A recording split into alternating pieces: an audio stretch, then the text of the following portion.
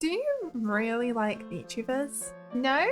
Oh, okay. Well, I do. So here's an honest review of the British convention called VTuber Expo. Before we begin, I'd like to mention that VTuber Expo is brand new. This August was the first time it had run, so any issues I encountered are pretty understandable, and I'm sure everyone in the staff team was trying their absolute best to keep things running smoothly. Anyway, let's begin with something positive, which was their large collection of to-scale standees. This meant you could take a photo of your favourite VTubers, which would be a lovely memento of your trip to look back on. In particular, if your favourite VTuber is part of Globee, you'd be in luck, as they were sponsoring the convention, which meant they had standees for all of their members.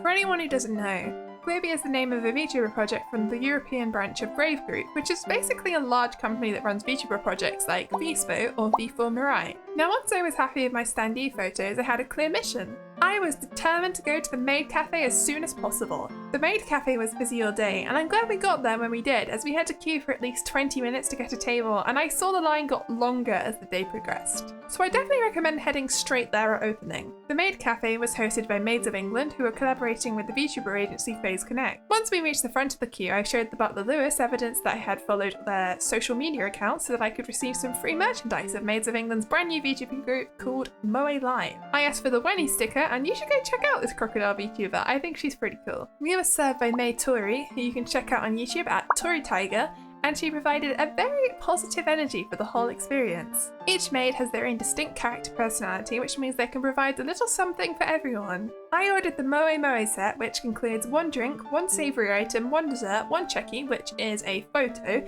and one game and one lucky dip. Starting with the food, I had a chicken pot noodle, which was honestly better than I expected it to be. They definitely picked a higher quality brand of what's available, and I can understand why they had to serve pot noodles, as it's very likely that all they had round the back was a kettle for heating. Alongside this, they also had two items from the Phase Connect collaboration menu, which were Sire's Lava, which was a very tasty strawberry drink, and Hyena's BB Cake, which was a Victoria sponge cake.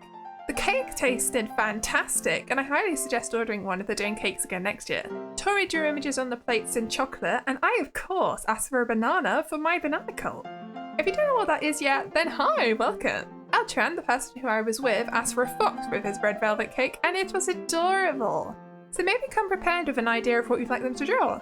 As for the game, I played a donut stacking game with Tori, and neither of us lost because Eltran accidentally knocked it over while watching. So he had to do a forfeit of saying Moe Moe Kyun to Maid Sarashiro, which he was quite embarrassed by, so be careful if you lose this game. As for the lucky dip, I received a Maids of England pin badge. At the very end, I got to take my photo of Tori, which would now act as a nice memory of the day. Now that I'd been to the Maid Cafe, it was time to look around the other stalls properly, as we'd only skimmed past them on our way over. Here's a selection of some of the stalls, in no particular order. A stall selling really cool posters, this stall selling official indie VTuber merch, these stalls selling cute pins, badges and prints, this stall selling beautiful artwork with a darker tone, more cute stalls selling badges, pins and prints, a stall where we bought these adorable crochet One Piece characters for our friends, and a stall which had a Stardew Valley lucky dip. We bought one from it with the sole intention of wanting the blue chicken, and by some miracle chance, I actually happened to get it first try. So that was cool. There was also a stall at the Globee booth selling merchandise and several other stalls which I didn't film, so I'd say there's a nice variety of stalls to visit and choose from, but it helps if you like cute badges, as this was the majority of the products I saw. Now for this next section of the video, I'm going to be talking about the panels I attended. The first panel I attended was the VTuber quiz with GX Aura, Spectra Libertina and Pippa Pebblesworth. Unfortunately, it began with a series of technical issues with the call, and the only person we could hear clearly was GX Aura. To test if Pippa was there, the following occurred. Pippa, say neat neat to see if the audience can hear you.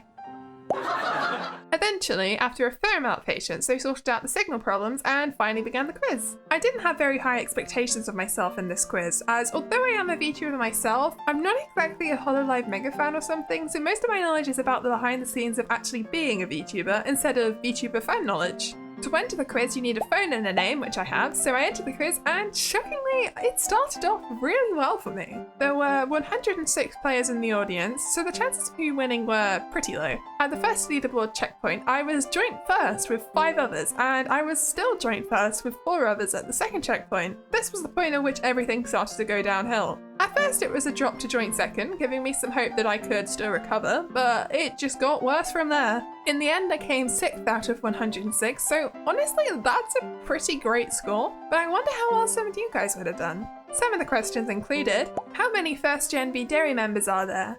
When did the first Holostars EN wave debut? Which of these countries spends the most on VTubers? And who's that VTuber? Do you know the answers? No? I didn't either for some, but I got it right through pure guessing. After the quiz, I took a photo of this PC case from a display where a giveaway was being hosted, where I had to post it on Twitter, and by some miracle, I won.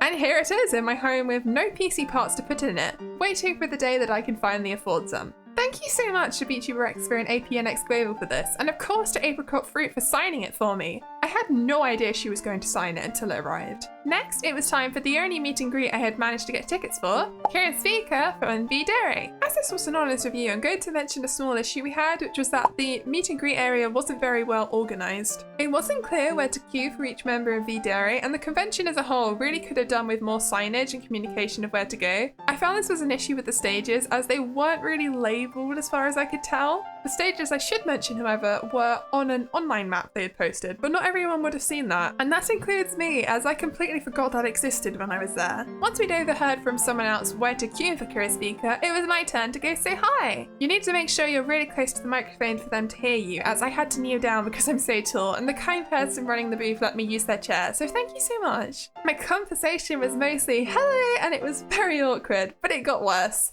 I am so sorry, Speaker.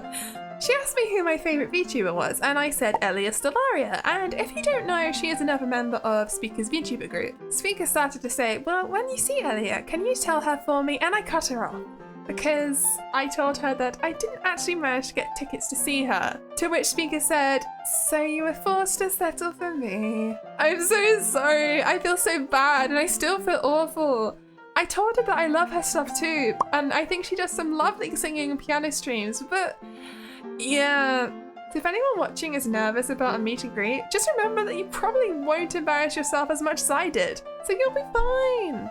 The rest of my day was an Iron Mouse panel, a donut break, and then a concert. So starting with the Iron Mouse panel, it was very cool. I was really looking forward to seeing Iron Mouse live, and she did not disappoint us. The panel was a Q&A with a host I'd never heard of before, but he was a pretty nice dude, so that worked out well, and everyone was so wholesome with their questions.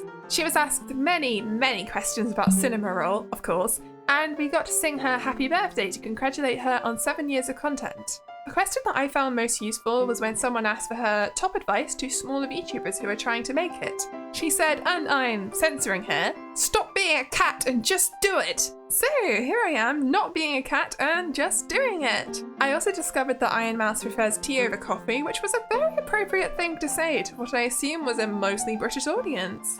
Overall, a great panel. The only issue was the same in all panels, where the bottom half of the screen was very pixelated due to connection issues. After the previously mentioned donut break, which was very tasty by the way, we were kicked out of the convention, which really confused us as we assumed that you could just wait until the concert to go in, but for some reason that wasn't actually the case. You had to go wait outside in a massive queue instead. And so we did. I saw a lot of people in cosplays and merchandise, particularly Maid Mint shirts for some reason, and she wasn't even performing in this concert, so I don't know. Once we made it in, we had no issue finding somewhere to sit, as there were plenty of seats, and if you're someone who prefers to sit near the front, you should probably get a priority ticket. But I personally didn't want to be near the speakers because I have more sensitive hearing than most, so I was very happy being in the middle. The VTubers were fantastic. Lots of lovely singing occurred, but sadly this panel was plagued by the awful Birmingham NEC Wi-Fi. During AN Project's rendition of Never Gonna Give You Up, the concert crashed and everything went dark. But the con staff was trying their best, and they rewinded a little and continued the stream. The audience was very passionate, with many people waving pen lights, but there was this one light at the top middle of the stage which was somewhat blinding me the whole time. I'm really glad I attended a VTuber concert, and I hope I can maybe be part of a panel or concert one day somewhere. We'll see. This was an exhausting but wonderful day. And do I recommend you go next year? I'd say yes. The tickets are more expensive than somewhere like MCM Comic Con, which I visited earlier this year, but you do still get a fun-packed day of VTuber stuff, which is wonderful, as the VTuber community is still small in the grand scheme of things. I hope VTuber Expo can figure out how to improve the internet issues next year, and this was a fantastic first run for a convention. Thank you so much, VTuber Expo, and I hope you guys have many successful years to come.